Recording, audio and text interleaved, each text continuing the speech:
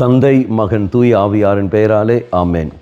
இன்று நச்சிலை பாகமானது மார்க் நச்சிலை 16ஆம் அதிகாரம் 9 முதல் 15 வரை திருவாக்கியங்கள். குறிப்பாக 14வது வாக்கியம். இறுதியாக 11 வரும் பந்தியில் அமர்ந்திருந்த பொழுது அவர்களுக்கு இயேசு தோன்றினார்.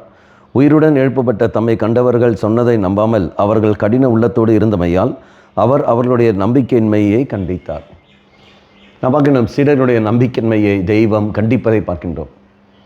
இவ்வளவும் செய்த பிறகும், உயிர்த்தெழு வந்த பிறகும் இன்னும் நம்பிக்கையை கொள்ளாமல் சந்தேக உணர்வோடு இருக்கின்றீர்களே. ஆனால் நீங்கள் நானும் இந்த உறவில் தான் இருக்கின்றோம். தெய்வம் நம்முடைய வாழ்க்கையில் எத்தனை அற்புதங்கள் அடையும் செய்த போதிலும் நாம் அதை உணர்வதில்லை.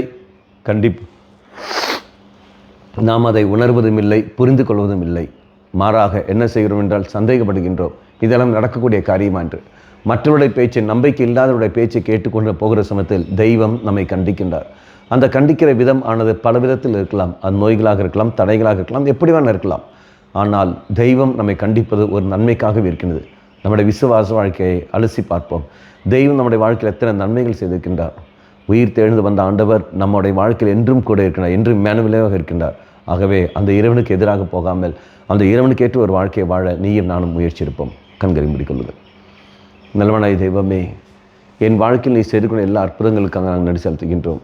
இதோ நாங்கள் என்றுமே உமக்கு ஏற்ற ஒரு வாழ்க்கையை வாழ கிருபை தந்திலும், உம்மை விட்டு போகாதபடி நீ தாமே எங்கள் காத்திருச்சிதலும், மாதாவை பரிந்து பேசியலும். தந்தை மகன் தூய் ஆவியாரின் பெயராலே ஆமேன்.